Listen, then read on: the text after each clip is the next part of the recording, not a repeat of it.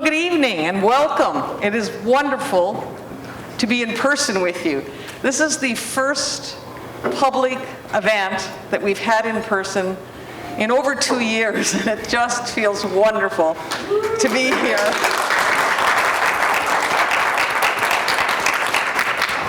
Of course, I do want to begin by publicly acknowledging the history of the land that the University of Waterloo is situated on. All of our campuses in Waterloo, Kitchener, and Cambridge are on the Haldimand Tract, land that was promised to the Six Nations of the Grand River, and land that is within the traditional territories of the Anishinaabe, the Neutral, and Haudenosaunee peoples. We acknowledge and are thankful for being on this land. And of course, we know that our being on the land is tied to policies of expulsion, assimilation, and abuse of Indigenous peoples during the time of settlement and confederation and since. We have a responsibility to acknowledge and understand the history, these truths, and the current experiences of First Nations, Métis, and Inuit peoples. And more importantly, for this understanding to inform the work that we do. Well, I have the distinct pleasure of introducing our speaker tonight. And this is someone who I've had the pleasure of spending 12 days with. As you can see on the screen, tonight's talk is called An Ethos of Caring During Uncertain Times. And I have to say the ethos of caring, that framing, comes from the Faculty of Environment's strategic plan. It's our third goal. And I have to take my hat off to our Associate Dean undergraduate, Brendan Larson, when he suggested that framing. And I remember saying, that's too tall an order. We actually can't deliver on that, and a strategic plan should be something you can deliver on. But he and others in the faculty said, well, of course we can come close, and the key is the striving. And so the ethos of caring has been something we've been working toward to map on in the way we do procedures and protocols and activities and events.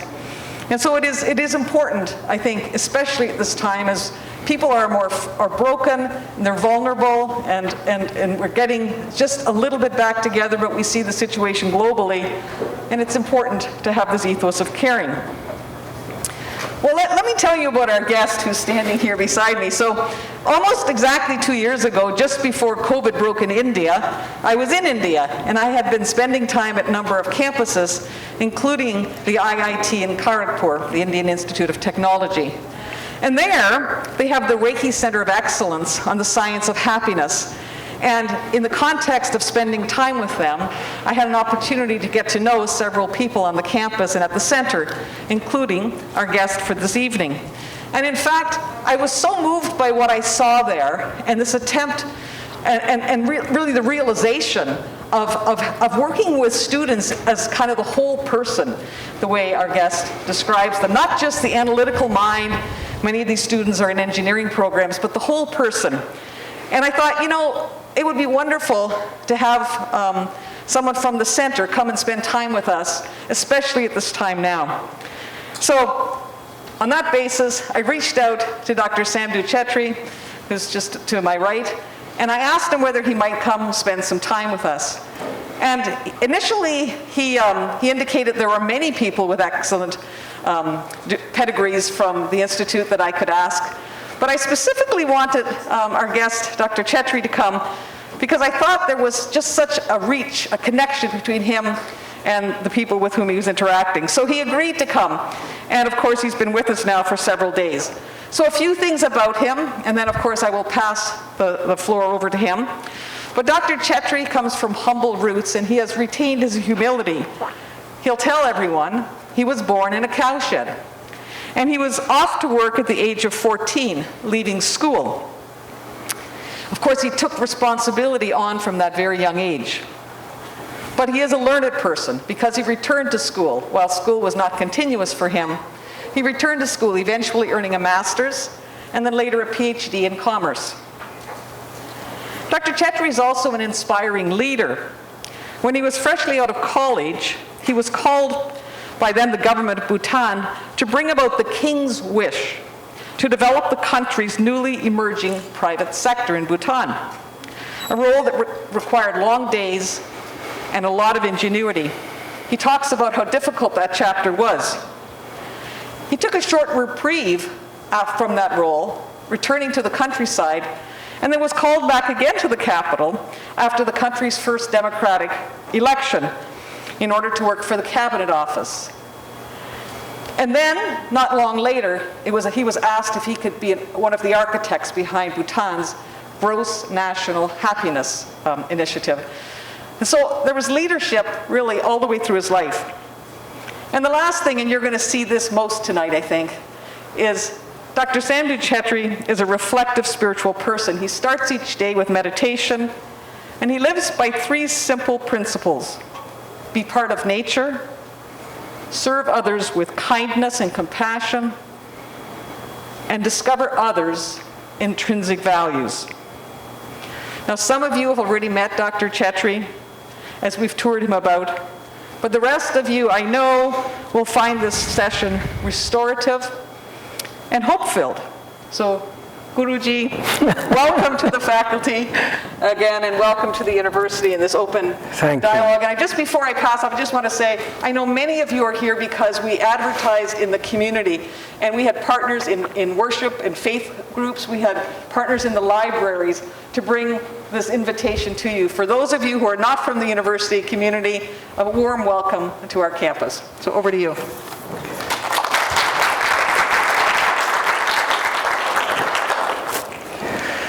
Thank you, Professor Jin, for this very kind introduction.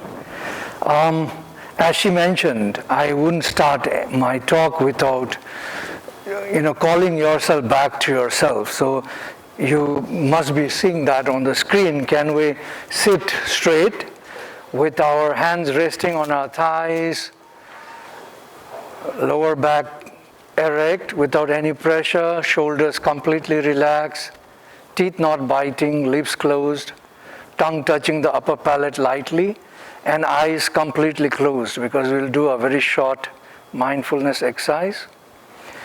And with your eyes closed, please listen to me and follow me. Take your thoughts to your legs, scan them, and thank these 2 beautiful legs of ours that has helped us walk on them since the time we stood on them, play, climb, jog, drive, ride. Let's be grateful to these legs. Take our thoughts to our bottom, feel the heaviness on the chair, adjust if required. Take our thoughts to our lower back, actually the point from where our existence began in the mother's womb. Let's be grateful to the lower back. Take your thoughts to your shoulders and thank them for giving us the posture to carry ourselves. Take your thoughts to your hands and thank these 2 beautiful limbs that gives us the opportunity to ride, to hug, to hold, to embrace, and most importantly, of course, to give others, to serve others. Let's take our thoughts to our neck and thank the neck for being there, connecting the rest of the body and the head, being very flexible for us to see around. Let's take our thoughts to our face and thank all the senses there. Let's try to visualize what is in front of us, what is on our right side, what is behind us, what is on our left, and back what is in front of us.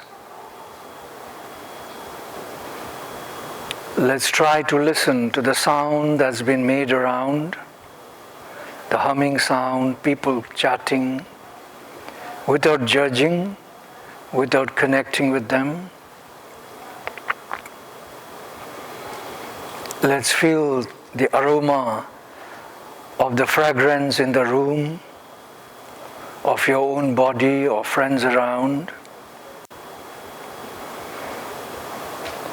Let's feel the breeze of the room passing by our naked skin, and take our thoughts to the center of our palms and feel the tremendous amount of energy that is percolating through into every inch in our body. Feel that energy entering from the center of your palms.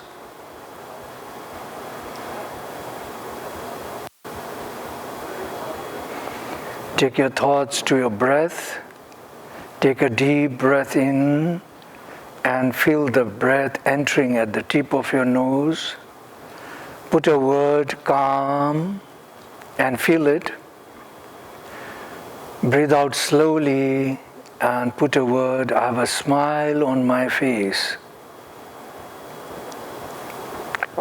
So take a deep breath in, say calm to your mind, and feel that word. Slowly breathe out and say, I have a smile on my face.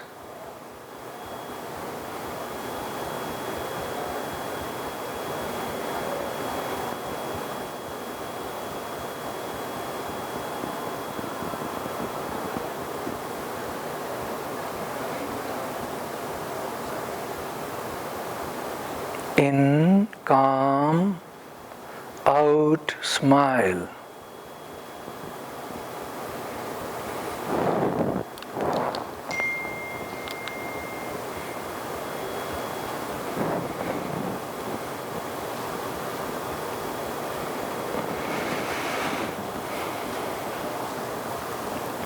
You can begin to rub your hand, palms, keep your eyes closed, and put your warm palms against your closed eyes. Gently begin to open your eyes, hold it halfway for a little while, and continue to breathe in peace, in harmony, in bliss, in happiness. And when you're ready, you can open your eyes filled with love and compassion. Thank you. That was a short meditation to bring us back to ourselves, and that's the first care that we need to take. If we don't take care of ourselves, we'll never be able to take care of others or the nature around us. So I come with a story of myself first. You see this red block is Bhutan, and the star is where the capital city is. It's a little country wedged between China in the north and India in the east, south, and west. We are totally green country. If you think about the size, it is probably 1/10 of your smallest province in Canada. We are also about almost the same size of population like Waterloo. I found it's 600,000 here. We are 800,000, so not many. Really a small country. We are 300 by 450 kilometers in size. And but we are completely carbon negative. In fact, whatever carbon we produce, we sequester them all. And we also share the balance with India in the south and China in the north. The dots that you see, the block color patches that you see, is the areas that has been already demarcated by the nation to keep it as reserves, parks, and sanctuaries. And the green small lines that you see are the corridors linking all the reserves, parks, and sanctuaries. But this doesn't mean that that the rest of the place is not green. Actually, we are 72% green, standing trees. In fact, 72% of our entire land is covered with standing trees. We are 80% green. If we consider the alpine zone, the meadows up there, and the shrubs. So we are completely a green nation at the moment. And our constitution commands that we should have, at all point of time, 60% covered with forest. And we are already 72% covered with forest. So we still have opportunity to expand our agriculture land. But I want to tell you a story actually, but somehow the dots haven't appeared here. So I'll begin with my story first. See, my parents were here. They shifted somewhere here when I was in mother's womb. And I was delivered here in a cow shed because they were cow herders. And from here, after 2 years, they came down here. These are all green areas, a lot of forest here. So still in the forest, they shifted, and then I was 9 years old. Then they thought, well, my brother thought he should go to school. And my father didn't want, but then finally when he agreed, he brought me to school here. Later we shifted our land here. So when they shifted from here to here, they started doing some agriculture as well, along with the cow herding job that they did. And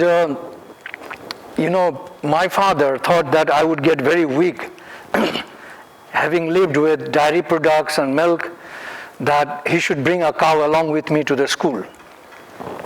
So cow came with me to the school. But a week later he realized that the cows are not going to school. They're getting weaker, and therefore it was taken away. But the journey of life has been very, very challenging for me, but I have never regretted all my life. I got married at the age of 14 when I left my school first time and started to work, went back to school. At the age of 22, I was already a father, and when I was graduating, my wife was pregnant with a boy, and she was raped. So I had to leave my college again and go back to, tell my wife, it's not your problem, it's not your mistake, forget it as a bad dream, we continue our journey of life. So many things happened in my life. Not only that, 4 times I nearly died. Once falling from a house, once the house collapsing, once being drowned in a river, and then the last, that was not long ago, that was in 2016, I was hanging with a car on the rocks. So somehow it tells me that I have a journey in life to take on, and then I thought the next journey of my care would be this, that I would become a begging monk, and I'll travel the countryside from east to west of Bhutan and talking about what life is all about, teaching the values of life to the young people in my country.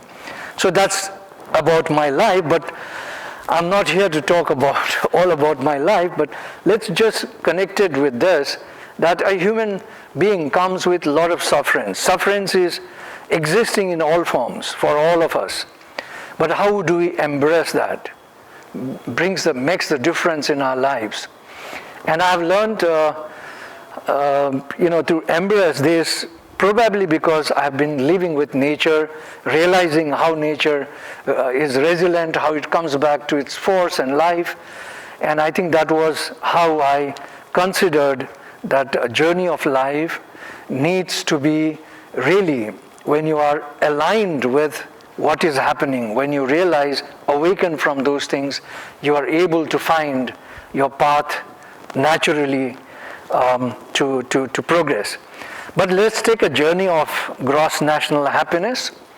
And the first question that arises in all our minds is, can we save our generations to come?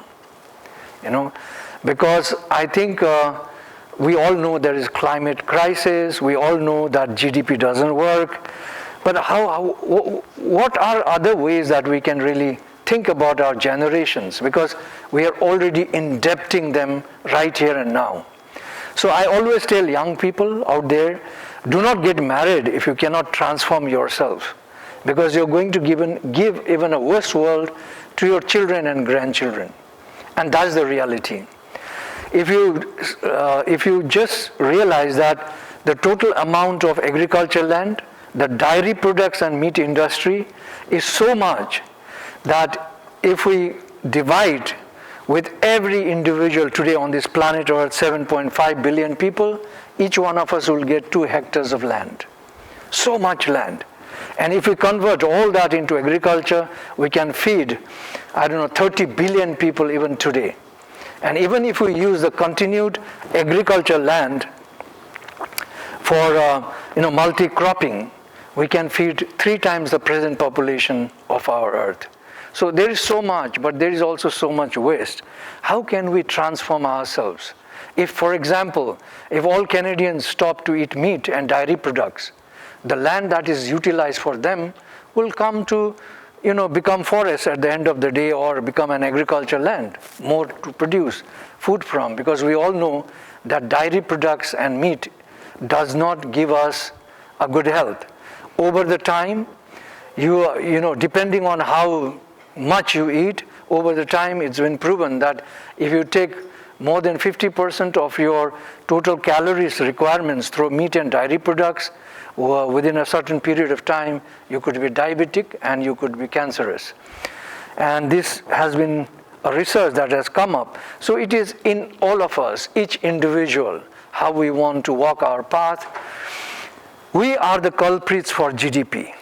The more we buy waste, GDP grows. Standing trees have no value for GDP. The moment they are cut and converted into timber, they become valuable for GDP. But then destroying forests means you're not taking care. Where is the ethos for insects, animals, all those things in the ecology that actually build us, we human beings. So I think we are the culprits, not the producers, not the factory owners, nobody. Because we are sensitized, our minds are taken by them. How? I was working on this, how much is Canada spending on advertisement. I found if that money that is spent on advertisement in Canada is given to every Canadian, 37 million Canadian, each one will get 284 million Canadian dollars. That is the size of advertisement. And what does that do? That sensitizes you. What is good for you? What should you wear? What should you eat? Where should you move? What should you buy? I think all about it, right? About 49% actually goes into social media, the media form. So it's us. We are the culprits. We should not blame any government, any industries, any factories, any systems. Because of us, the systems are built. The moment we change, we transform ourselves, we'll transform the whole society and everyone. Okay. So what is the basis of the GNH, the Gross National Happiness in Bhutan? Is basically in 1616, a monk from Tibet came to Bhutan and he unified Bhutan as one country, because there were a lot of chieftains in each valley. Somebody was the ruling, and he unified in 1616, but in 1629 he gave a legal code, verbal code, saying that if you cannot create peace and happiness for the people, then there is no need for the government to exist. And after he died, of course, Shabdrung means very high for Bhutanese, and therefore he cannot be replaced because he doesn't get married, he's a monk. So he has to be reborn to take the throne. But his throne can be taken care by somebody in the hierarchy. So during 100 years later, the legal code was then brought into writing. So it's still there, stamp and very old ancient text in Bhutan. And every king, the hereditary monarchy that began in 1907, everyone tried to live with this philosophy. How do I bring peace and happiness for our people?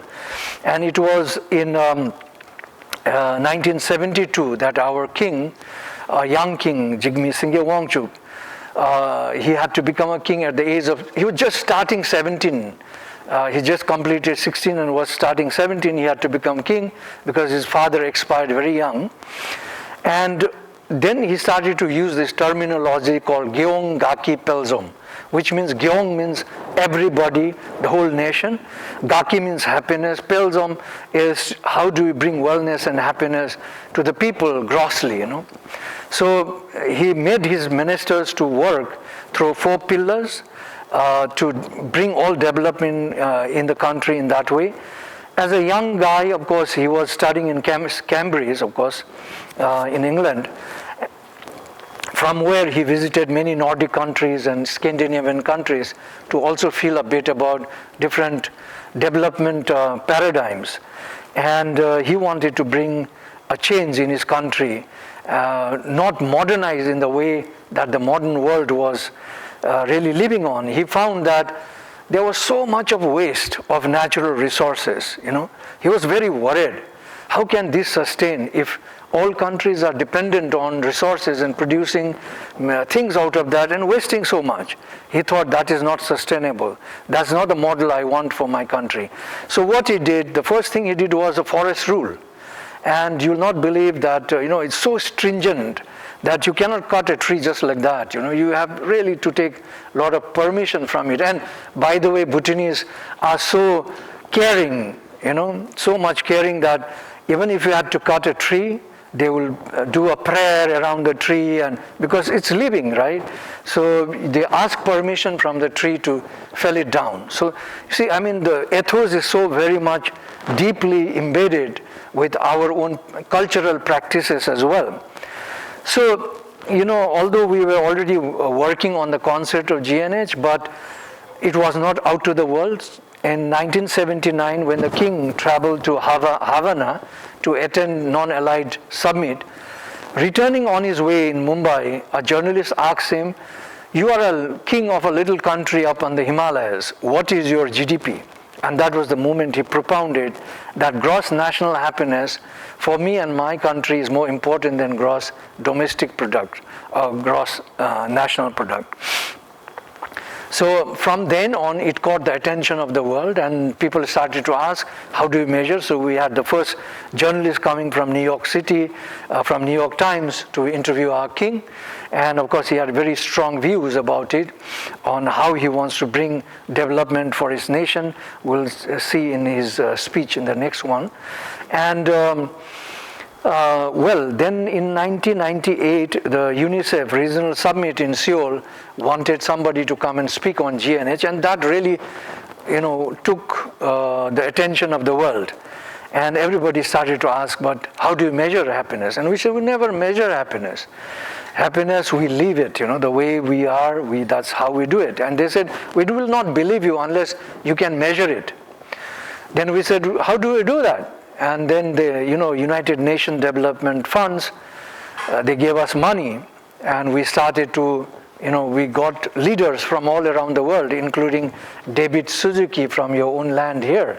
And, John Halliwell was also part of the whole exercise. So we had great thought leaders in different subjects, whether it's psychology, environment, education, all you can think of, all the domains, all the parts of the domains, all this, specialized people from the world, about 75 of them came together to work towards this. And we started to develop through focus groups, through, experiences of people, and, through participative approaches, we started to find what are the areas that really Bhutan requires for development. And we came to these 9 domains, which becomes actually our, today, the main, measuring yardstick for development, or even for planning for that matter. So in 2009, and of course we brought to United Nations General Assembly in 2011 about the concept of GNH, and there were 2 resolutions taken. One was 20 March to be an International Day of Happiness, and the second resolution was that happiness to be a holistic approach towards development, a holistic kind of an approach towards development. So it became a standalone goal for all kinds of development, And of course, in 2009, our king, again, the present king, His Majesty Jigme Gesar Namgye Wangchuk, he gave a big significance to GNH by saying, is development with values. And he connected values with kindness, equality, and humanity. So the values for him was very clear. And today we also embrace this philosophy to work with our measures of happiness. And then, of course, as you see, in our constitution, we have this clause: the state shall strive to promote those conditions that will enable the pursuit of gross national happiness. By the way, we do not measure happiness. We measure conditions to happiness, because you cannot measure happiness. Happiness is very fleeting, very momentary, feel-good moods, right? Even if I'm happy now, in a little moment, if something goes wrong, I might be unhappy. So this is our king, fourth king, His Majesty Jigme Singha Wangchuk. This I just brought it out from 1980 interview that he had for Times, New York Times. So he says, I have no intention to allow technology and money to savage the ageless beauty of this land, its social harmony, the blend of its past, present and future. Bhutan will develop, yes, but the Bhutanese people will keep faith in their tradition, human values. So, and then the second part reads, the Bhutanese will move to the future as a united people, not as people divided and disarrayed by ethnic and other hatreds. We are not in a hurry. Time is a friend and an ally. While other nations are concerned with raising their gross national product, our concern in Bhutan is about raising the gross national happiness. So he was so bent to make this difference to happen. And I can give you an example. In 2013 I was in Vietnam, and they were celebrating 40 years of their independence.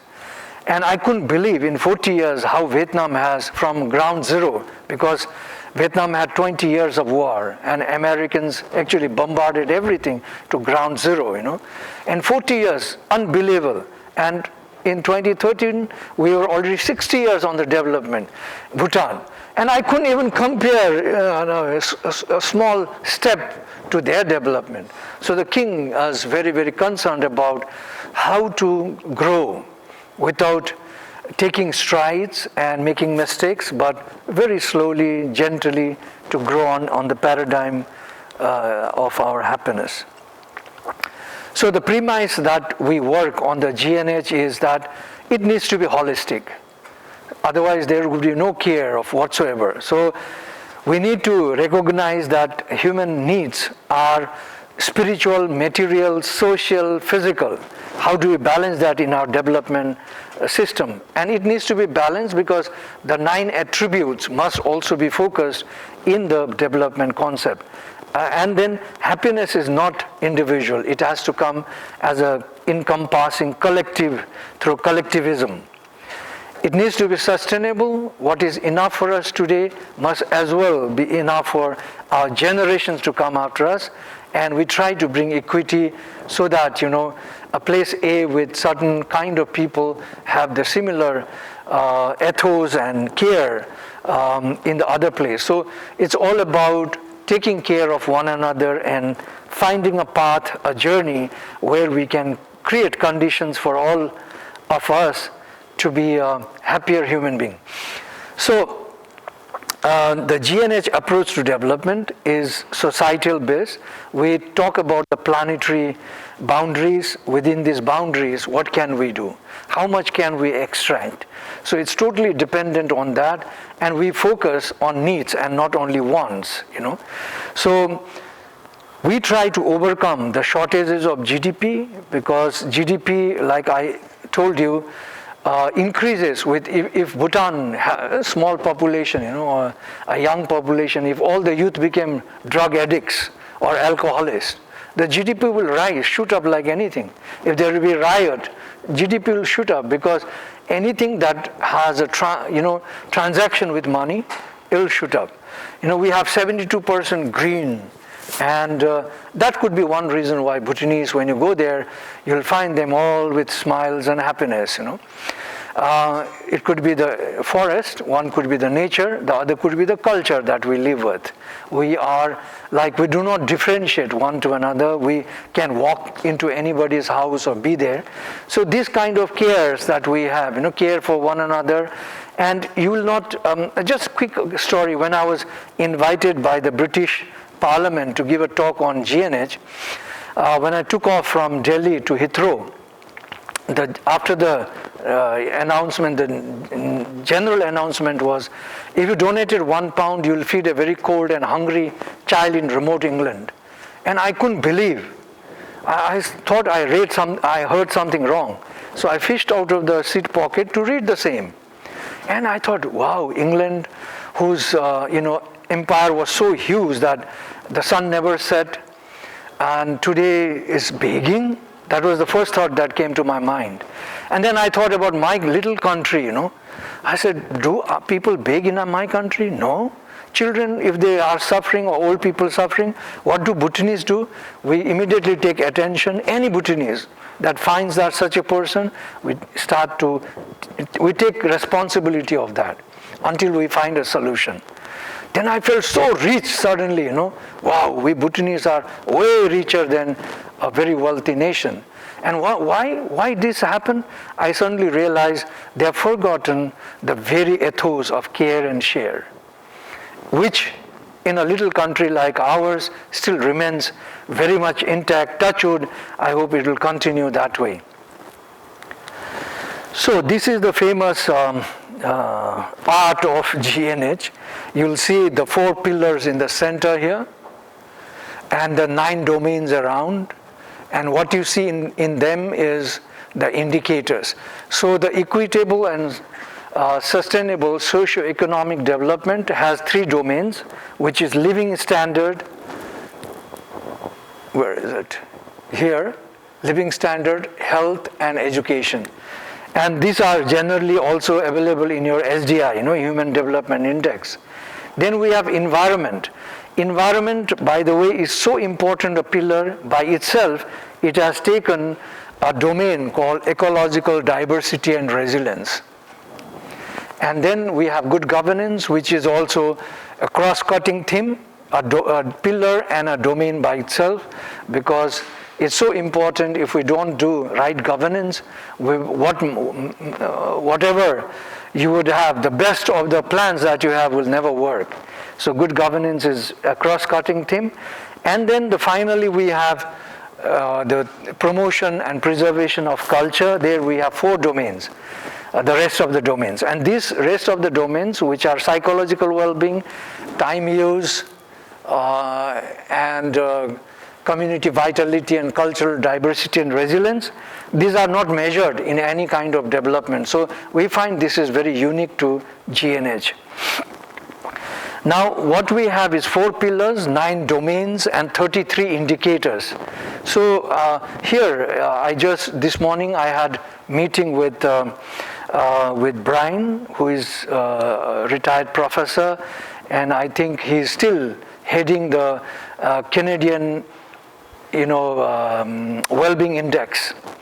And I had a nice discussion with him. I learned a lot from him. Of course, it is this index in Canada is not become a national like ours. Ours is really a measure that happens from every 5 years. So it's really nationally built in. And we do have the concept of GDP, but what we try to minimize is not that our 7.2 of forest is cut down, trees sold out, or all that. So we make a sense of our environment. We are very much with it. But all said and done, I think the Canadian, which has come out, has all the 8 domains except this. So it doesn't have, and I can very well relate, because if you have the 8 domains, care, with you, then definitely the psychological well-being will become a product out of it. This is what I understand, and we say that we have not, we cannot take, we cannot say this is our product, because this has been worked by all the great people in the earth, on this planet, and until 2013, 42 of them remained very loyal to the idea, and we developed a document called New Development Paradigm and submitted to the UN General Assembly because they had asked in 2015 September, and a final document in February of 2016. So a lot of the SDGs you can kind of very quickly relate with what we had submitted in our document.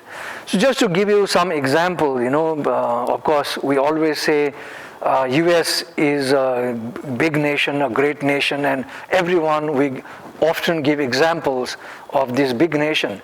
So they had a study of time use in 2009, and they found that the life expectancy of every American is 78 years, and of this, 28.3 years they're sleeping, 10 years they are working hard to earn money, 9 years they're totally behind social media, 4 years is the time they spend on eating and drinking, and 3 years for education, 3 years for self-grooming, and 2 years for shopping only, and 1.3 years only for the child care, child raising. And when you add all of that together, you find like you are close to 70. What is left is anything between 5 to 9 years. And the question arises, what do you do then for this period of time? So you get old, sick, you see, and you want to live better and healthier towards the end of the life. You struggled and worked so hard for 10 years.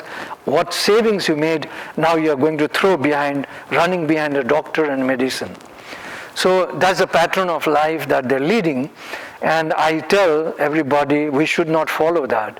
We can be healthy and happy right from here and now. We can take care of our own self if we take care of the environment around us, if we take care of the nature, if we can take care of others, your society, in the society, then we can always live a healthier and a better life. All right, I think we should continue. And you can ask me later on some questions. So this is one of the pages from this new development paradigm, which I brought out for you. So we say that basic needs is an absolute must. Of course, you cannot be happy in a place where where you have no food or you in cold, So you need basic thing, food, clean water, to shelter, security, and all that. When you have that, these are the 4 pillars that we need to think about and become very responsible how we tackle our natural, social, human, economic resources. And once that is well done, what happens, the outcome is the 9 domains we say. And if a person has 9 domain conditions in him or her, then she or he will be happy, because it can be a skill that can be practiced, and so you can get into the happiness system of the society. So what we talk about is that if a person has less than 50% of the conditions of these 9 domains here, then the person is not happy. But that person might be a farmer, a poor farmer. Go to him and ask, he will say, oh, I'm very happy. I have land to till, I have animals to rear, I have a family, I have food to eat, I'm happy. I have a house to live, what more? But the GNH will not measure him or her as happy. And if a person has conditions more than 50 to 65, we say the person is narrowly happy. So he or she has enough conditions, but not totally enough to be happy. Above 66 to 76, then we say the person is deeply happy. There's extensively happy, that he or she has enough conditions to take care of herself and her society and environment around. And if the person has conditions more than 77%, he or she is tagged as deeply happy. So, but then go to this deeply happy person and ask, are you happy? She might say, no, I'm not happy, and she would have a lot of complaints to make. Same thing with a poor person who we disqualify as a happy person might say, I'm very happy. So happiness is very fleeting, very momentary, and GNH defines happiness as not the fleeting, momentary, feel-good moods, but it is to serve others, like what Professor Jean came with, serve others, live in harmony with nature, very, very important, be compassionate towards everyone, and that's caring, that's the ethos that we all need to care. Something that flows between us as human beings is love and compassion. Nothing more, nothing less. If we can arise this all the time, we will always be taking care of one another, whether it is human beings or outside of being human beings. So, it is about realizing the potentials of human beings, because everyone has his own voice. How can we tap this voice together? It's like synergizing everything so that we create a higher and a bigger, greater music in our lives. Okay, so if you see the concept of GNH is not absolutely the government's responsibility. 16 of the indicators are individual and household. 6 of them are community, and 11 of them are only the responsibilities of the government. So the whole concept is divided. So it's not one person's responsibility, it's a shared responsibility so that we can take care of one another in the society.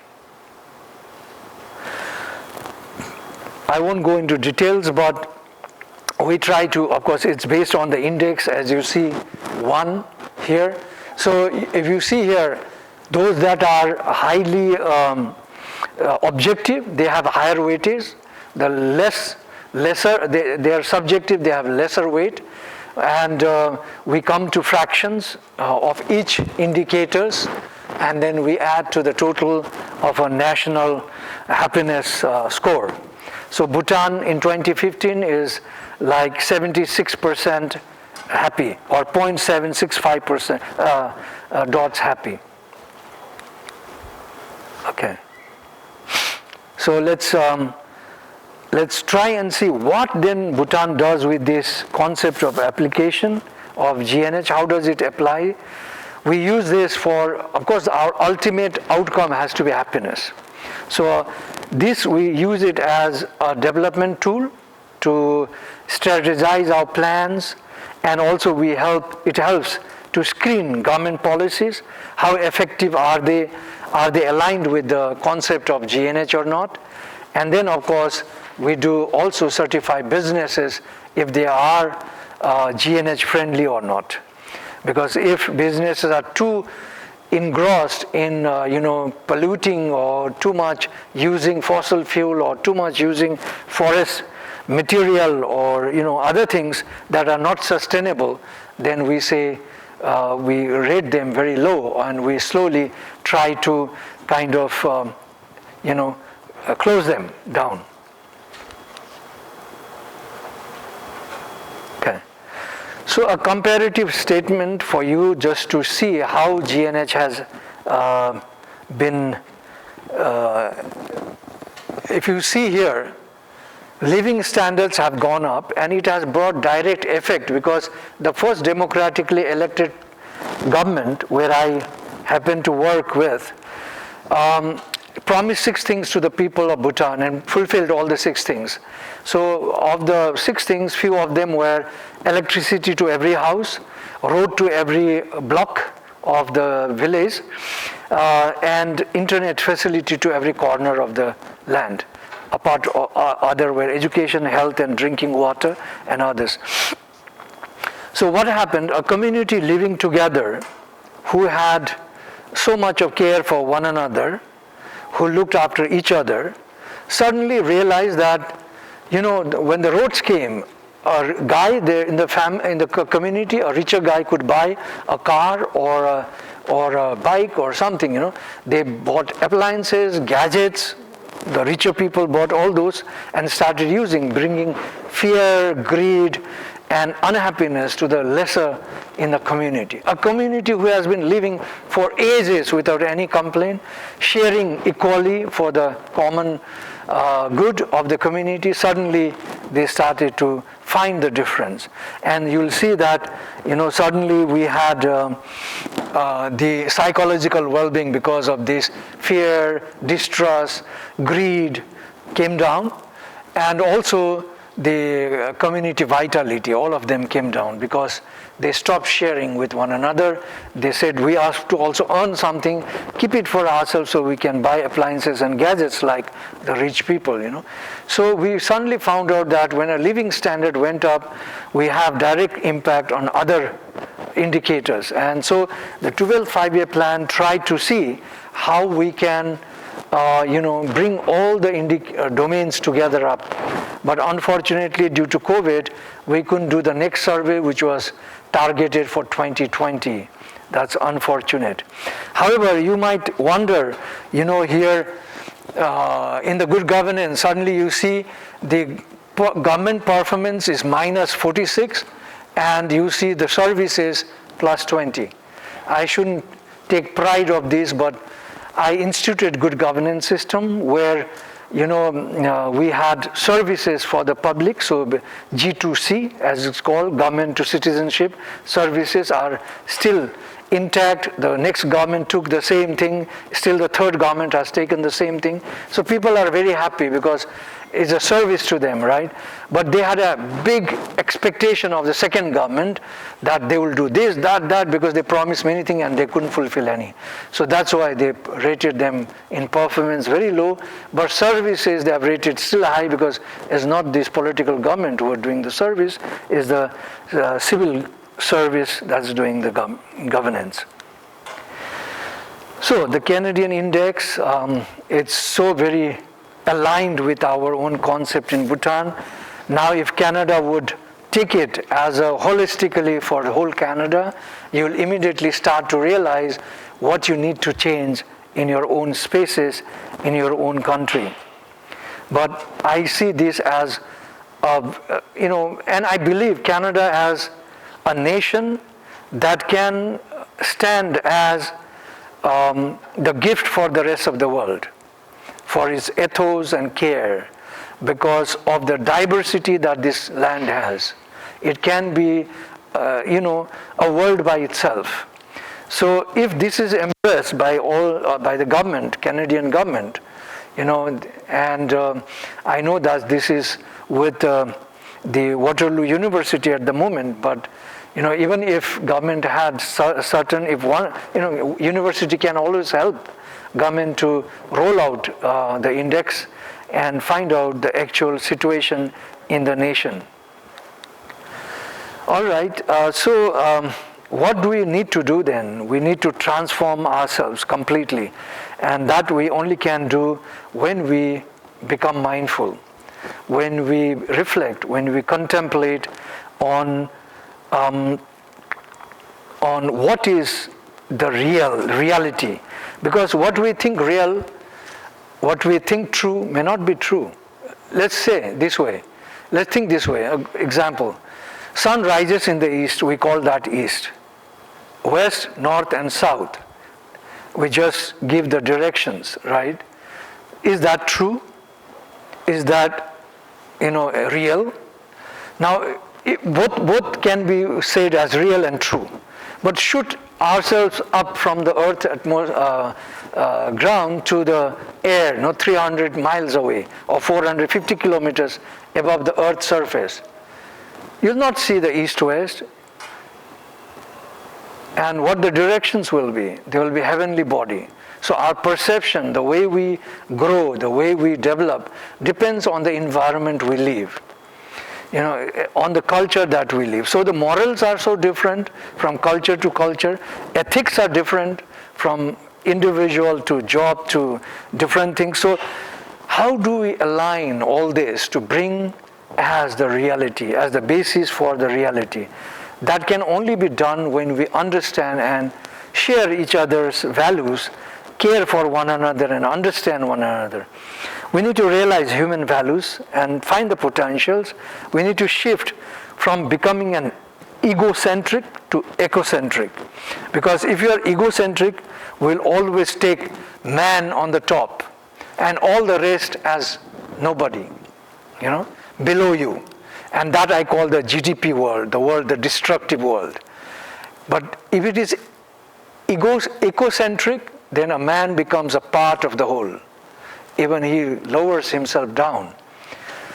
The truth is that, because if you go back to the history of how we evolved, it's a half seed of a mother, a half seed of a father getting into the mother's womb as a diploid, or zygote as it's called, that grows into a baby in 9 months from the food, the air, the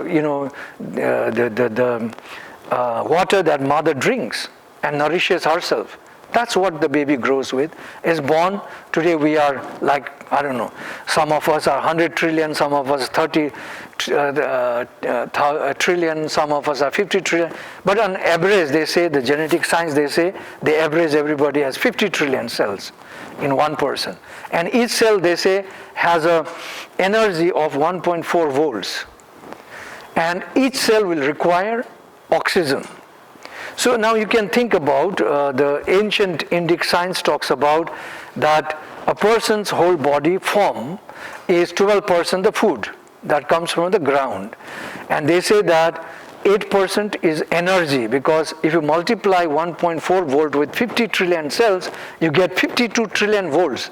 That is, all electric fields in the world combined together is not even equivalent to one person's energy in the thing. That's why when you close your eyes and think of any star in any universe, you will be there faster than the light. How much energy are we really using for our own good and the good of others and the nature to take care? Now every cell would require oxygen, and if the oxygen was just a tip of a needle, you can imagine 50 trillion tips would fill almost this hall. So they say another 8% is air in our body form, and 72%, the Indic science says, is water. Now, we can compare with the genetic science, and we come very close to what the Indic science talked about some 5,000 years ago, So we are from the planet Earth, and if we don't take care, and by the way, that all the insects, plants, and animals, their genes are in us.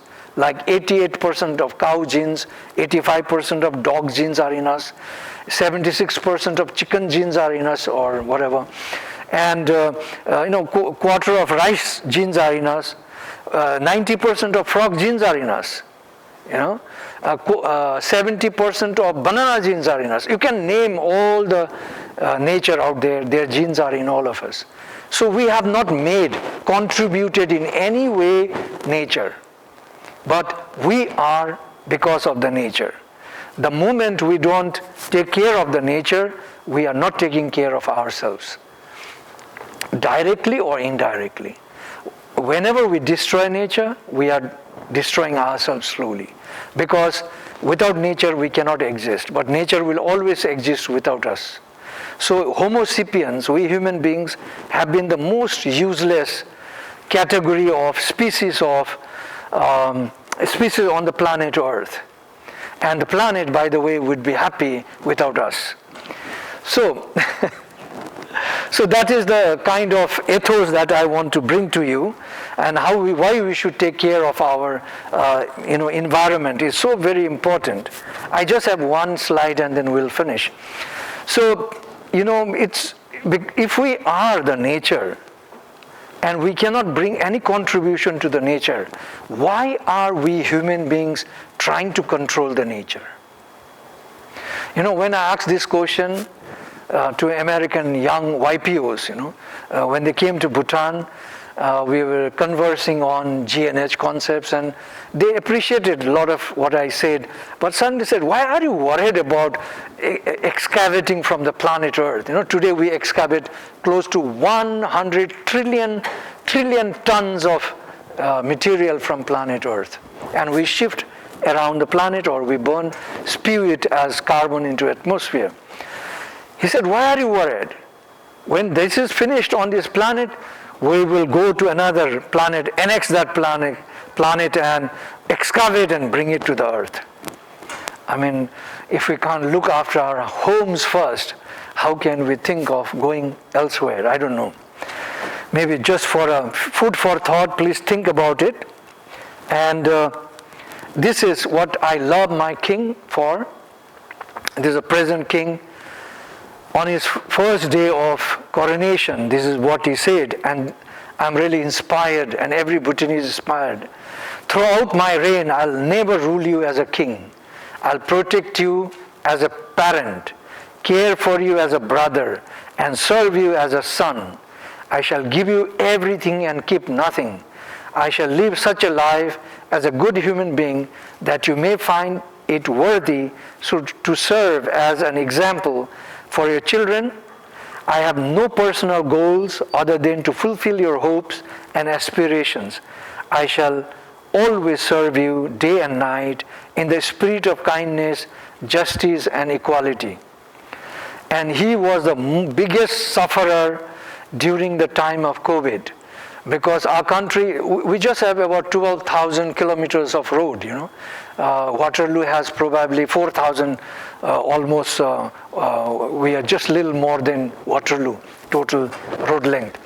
So he walked from east to west, west to east, really connecting with people, trying to bring his love and care for them, saying, don't worry, be, how safe you can keep yourself, don't do this, don't do that. Himself as a king, traveling house to house, talking to people, that's him. So he's an inspiration for all Bhutanese. And this, as a leader, when you have a leader like this, then definitely Bhutanese tend to follow, and he's anyway most loved person in the country. With this, I'll end my presentation, but before that, let me wish you Tashidelek, meaning may all the auspiciousness be with you moment to moment in your life. May you be happy in whatever you do. May you bring happiness to the lives you touch. May you always be happy and well. May you be the light for yourself, your family, your friends, your community, and your world.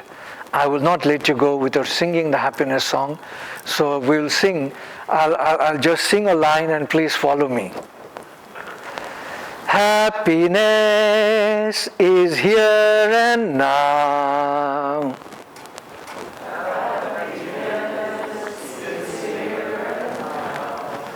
I have dropped my worries.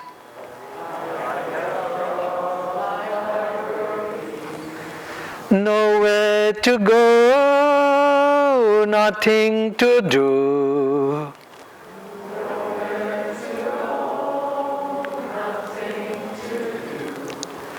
And I'm not in a hurry.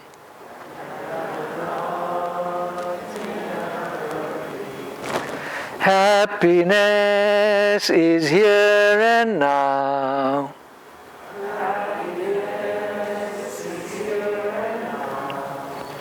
I have dropped my worries.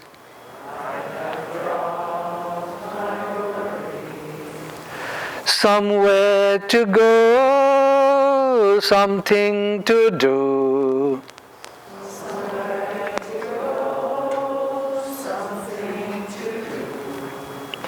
But I'm not in a hurry. This is not for the physicality, it's for the mind. The whole song is for the mind. Would you like to sing together once? Yeah. Great. 1, 3, 2, 1, go. Happiness is here and now. I have dropped my worries. Nowhere to go, nothing to do. And I'm not in a hurry.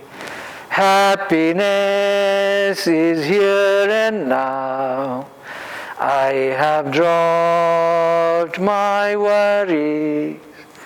Somewhere to go, something to do. but I'm not in a hurry. Thank you so much.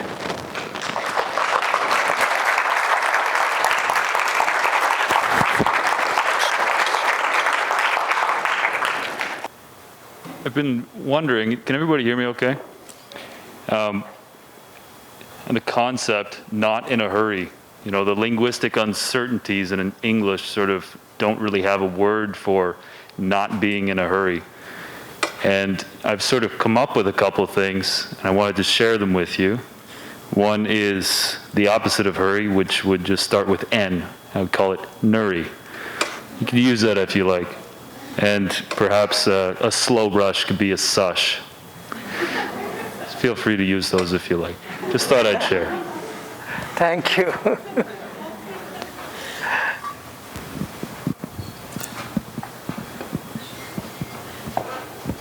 Other questions, please?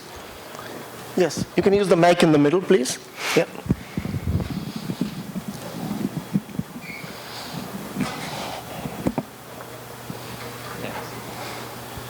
Am I coming through okay? Hello. The slide that had ego and eco You want to see that slide? was, it was really interesting. So there's something, maybe it's in all cultures, but it's certainly in ours.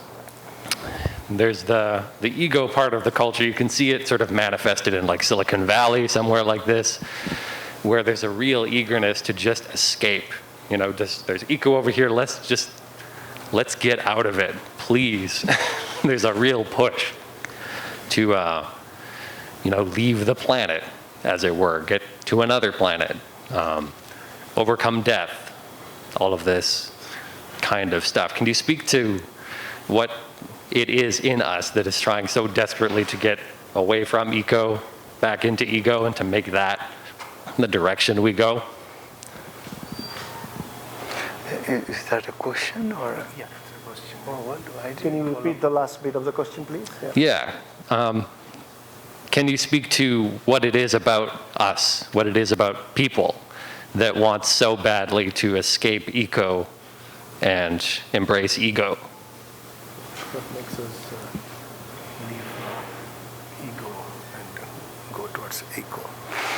I think it is awakening, realization, because when you are egoist, you begin to see things in dualistic perspective.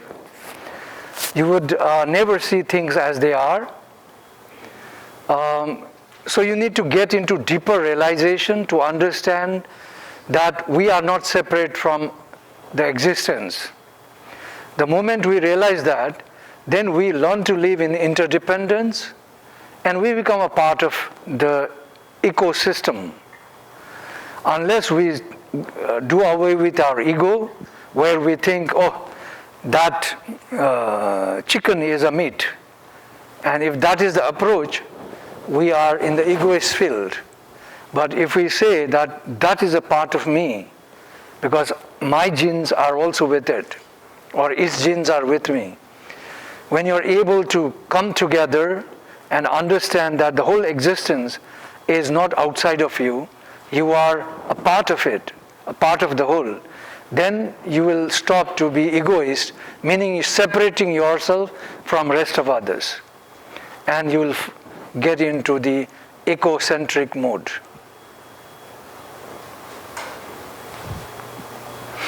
I think there were hands there first. Would you like to use the mic?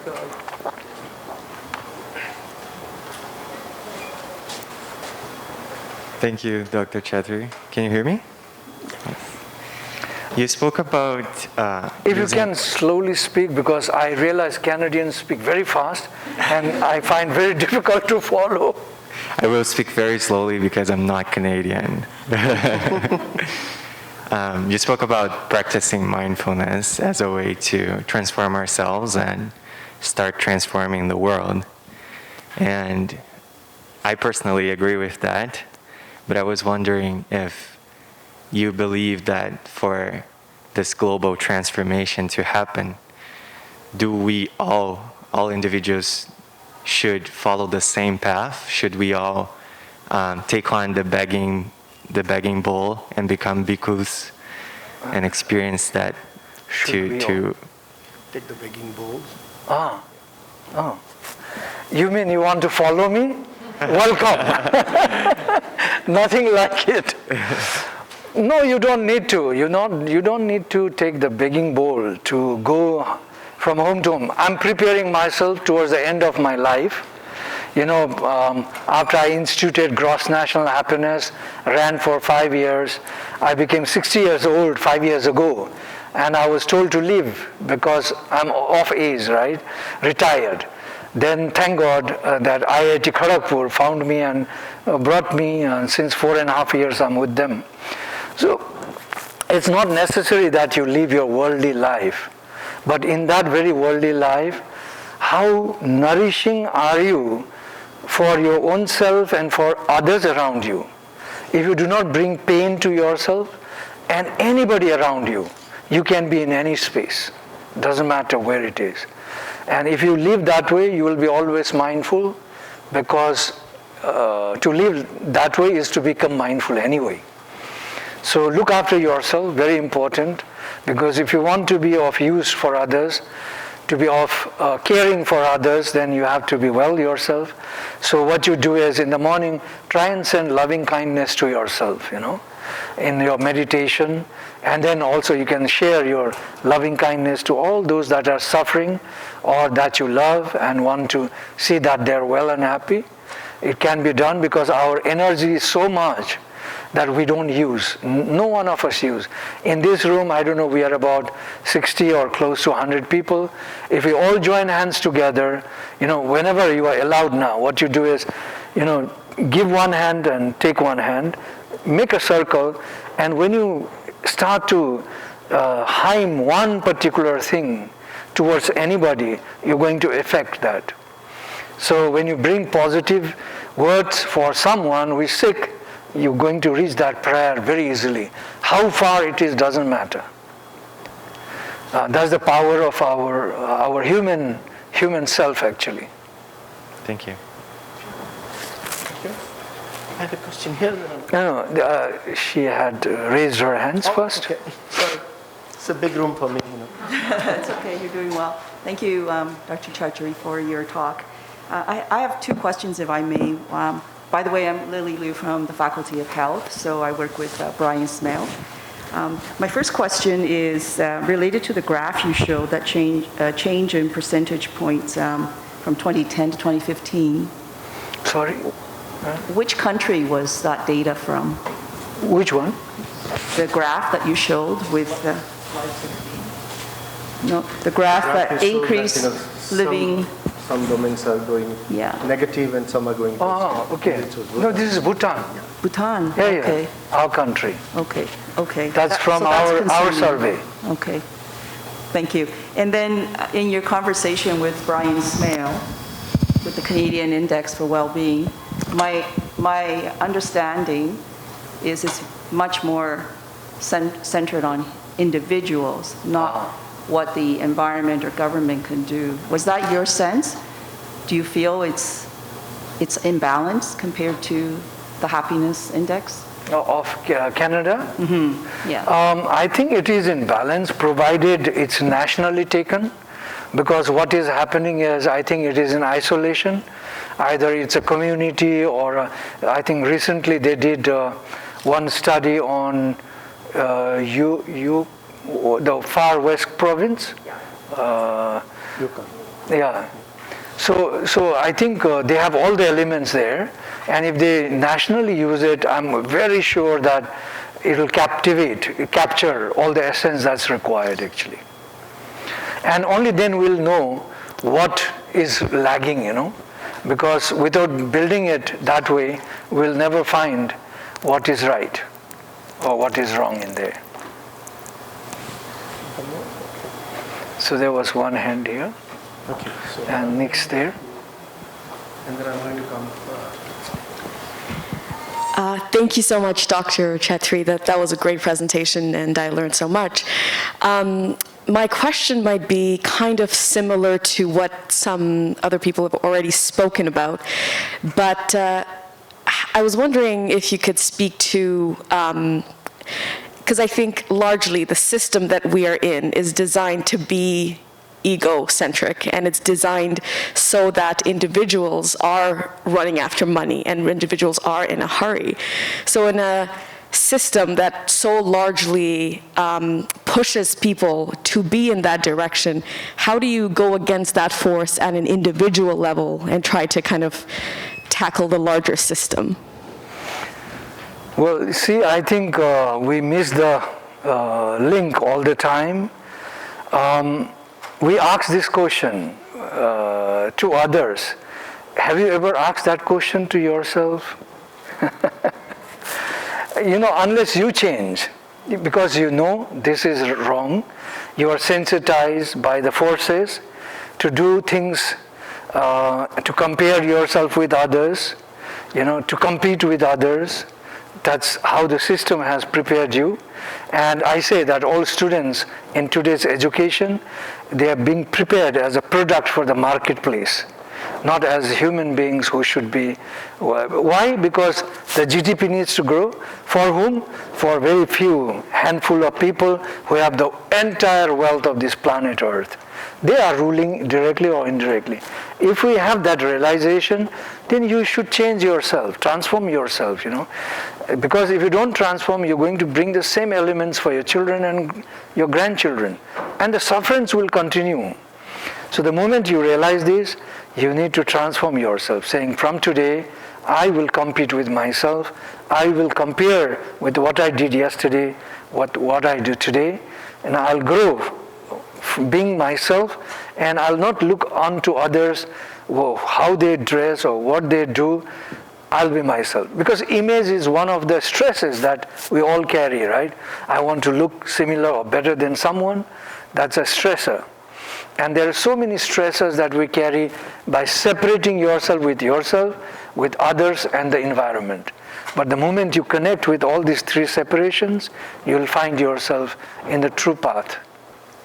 And if you change, tomorrow someone will see you a different person, and that person will change. And it'll become a reaction, Mm-hmm. Mm-hmm. Thank you so much. Welcome. I think there's one hand there at the far end also. There. Go ahead, please. Thank you, Dr. Chetri, for the wonderful talk. I have two questions, if I may. My first being that if they're not difficult, okay. If a country or a society is on the path of GNH, what are the challenges that they may face, and how does Bhutan as a society overcome that? And my second question being that GNH is Bhutan's biggest soft power export. But according to the UN Index, countries like USA and Canada are much higher. Why is that so? The first question was... So the first question is, what are some of the hurdles that you faced on GNH? And then why Bhutan is down in the list of GNHI, and then other countries are part of okay. Wonderful. Thank you for the question. See, the concept was given by the king, and it became very easy for us to just embrace that. Right? So the hurdles, we don't face any hurdles, but the biggest hurdle that we have is we need at least 1% of the total population, and it requires about half a year's preparation to roll out the survey, because it's house to house. It's not an individual survey. So the samples, sometimes what you randomly do, are not covering everything, so we have to do a convenience sampling and prepare to make sure that everyone is represented, whether it's a child, to age group wise, gender wise, education wise, profession wise, all that needs to be covered in this 1%. So we try to get more than 1%, and we train surveyors for complete 6 months. We pilot them, then only we send them to the field. So that's very expensive and quite troublesome. And of course, we have been lucky to have a little more than 1% all the time. Of course, many of the samples, surveys that come back are wrong. So there has been a lot of criticism from the world outside saying, Bhutan is a little country, you can roll out, but in large countries with big population, how do you do that? And I say today with internet, it's very simple. The advanced nations are all internet, they're all linked.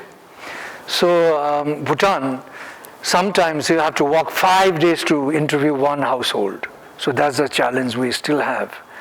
But it's not really a big challenge. We found out that one of the issues is that if you go to Bhutan and ask 10 Bhutanese, what is GNH, you'll get 10 different answers. That's another challenge we have.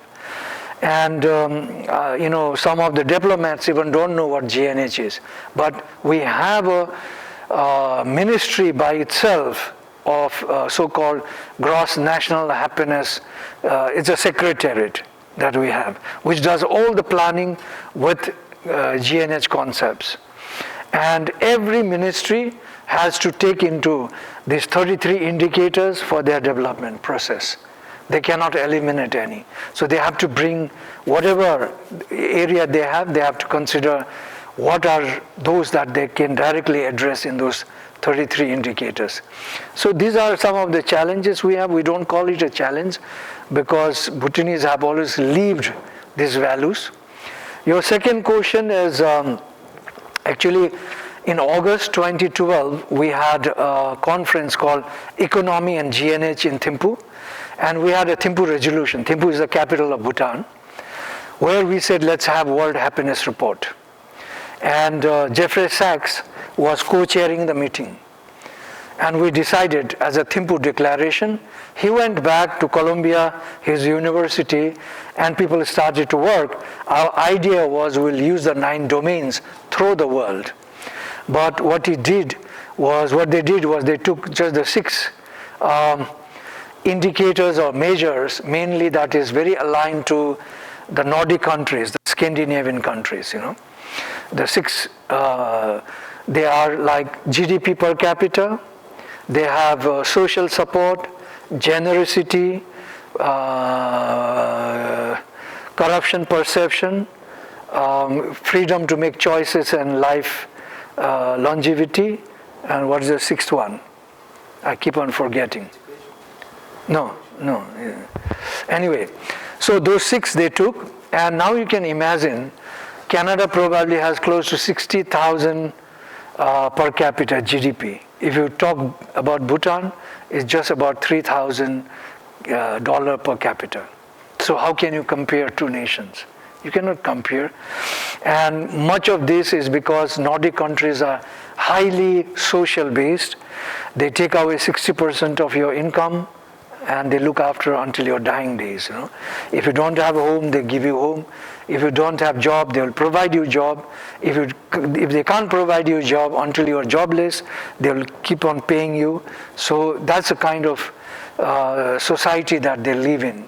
And they are always ranking very high. And Canada is also one of the top in the hierarchy. So this is not, and the perception, how do they measure this? That's yet another story. Any country, doesn't matter what is the population size, like India is 1.34 billion or 1.4 billion population.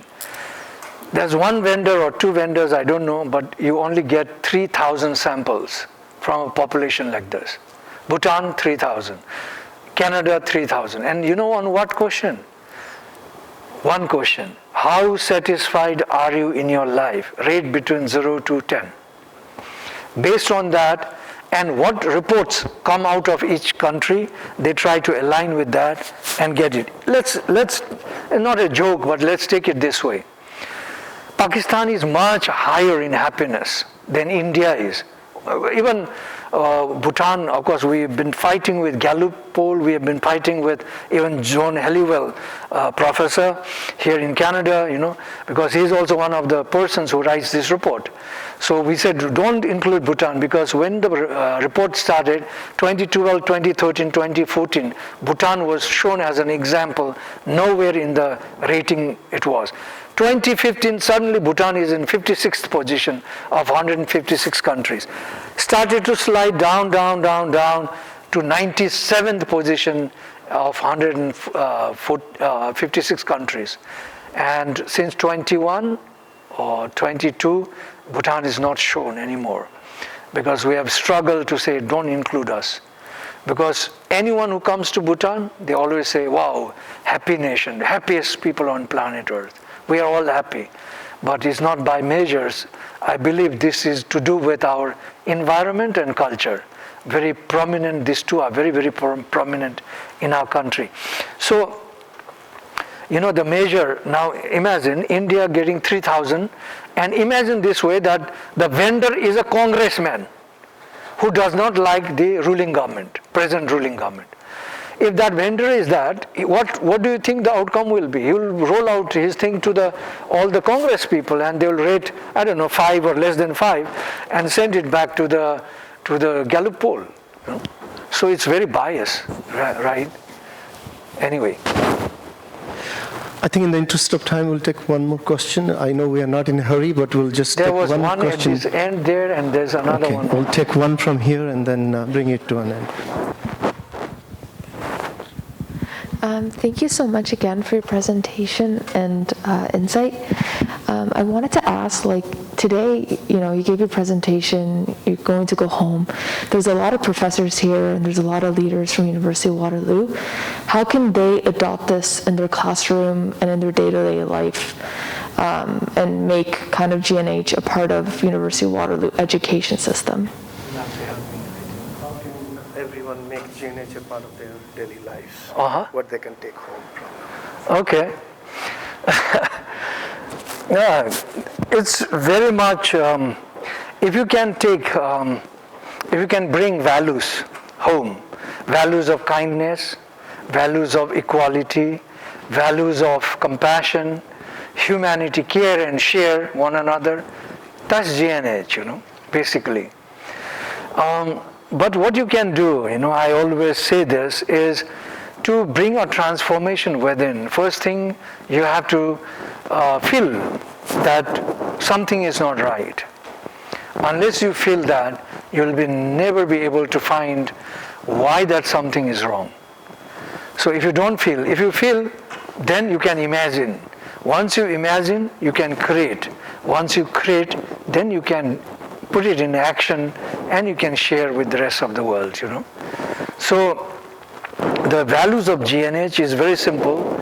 It is to care, to share, to be compassionate, to be kind. In other words, to be spiritual. The spiritual meaning in GNH is very simple. Serve others, live in harmony with nature, and be compassionate. That is spirituality for us. So one thing that you can take out of GNH is to be spiritual. Thank you. I think there was a hand. Yes, I will take that as the last question. I'm sorry. Thank you.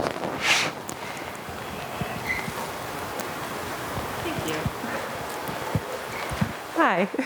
Hello. In North American society, there are a lot of the way that society is organized is a little bit difficult in that oftentimes people in power are able to make people that are not in power unable to meet their needs, whether that's housing or employment. How can, you talk a lot about compassion and trust and living in a community. How can you keep that ethos of caring intact while also protecting yourself in a world that doesn't always want to meet your needs? That seems to be a big question, but my problem is I think I've really grown very old. I hardly can make out what, I don't know. The question is about how some people in power not let the people who are powerless enjoy the happiness and the ethos of care that you were talking about. So how can this be achieved? Right. So, I mean, that could be very, very specific. When you say people in power not allowing others to enjoy the peace, the love, the happiness, the ethos of care and share. It could not be just an individual. It could be the community. It could be, a group of people. I think, we do have voices that we can bring out. If that is not something that you want to do, a community can be aligned as one, with one voice, one thought, one idea. And as I just spoke about, if you want to change that person, the first important thing would be not to fight, not to defeat him or her, but to change her. And how to change her would be, there are several ways. One way is all of you get together and send him or her your message through your meditation, together. A very powerful way. Asking him, because you see, everybody who works that way has a problem. If the guy is trying to dominate, he has a problem. Why is he doing that? He has a problem. He's suffering. So you send him loving kindness messages saying, be well, don't, be kind, be compassionate, we love you, we like you. These kind of messages can be sent to him. Well, that is, I don't know how much you would believe, but this is something that you can really change a person because of the power, energy that each one of us hold. That's one way. The other way is, you need to bring this person together. I'm sure when you invite such a power person in your community, he or she will come. And you begin to share. Just do a sharing around, Sit in a circle and do your sharing. Just blow out of your heart that comes without any judgment, any question, any discussions. And you will find there is a common pattern that arises. And the person there, put him on the head of the table, and he will start to realize what are the sufferings of others because of his own act. And that would bring him a reflection. And you just ask him, what can you do to help all these suffering people, Make him a greater soul that way. Then he will be kind of forced to change his patterns of work and thinking, So, it's difficult unless I am in that situation to tell you how we can change that person altogether. Of course, in a democratic nation, like I'll give you an example, in a community in Bhutan, a gup means a village head. Few villages together is a head, a block head. So he's chosen, elected.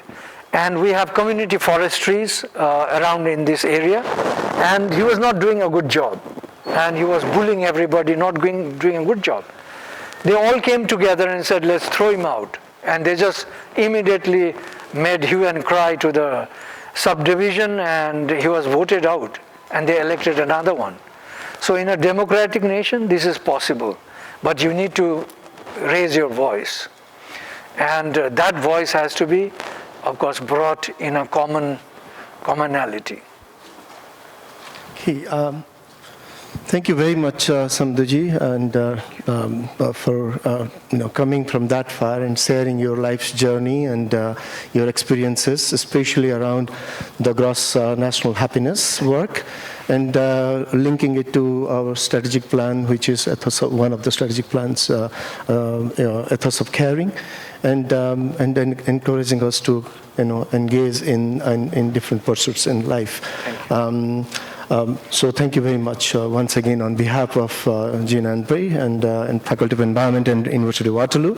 At the same time, I extend my heartfelt thanks to the Waterloo community, the students, staff, and faculty members, and everybody else that have come here to listen and contribute and engage as a community at this public event.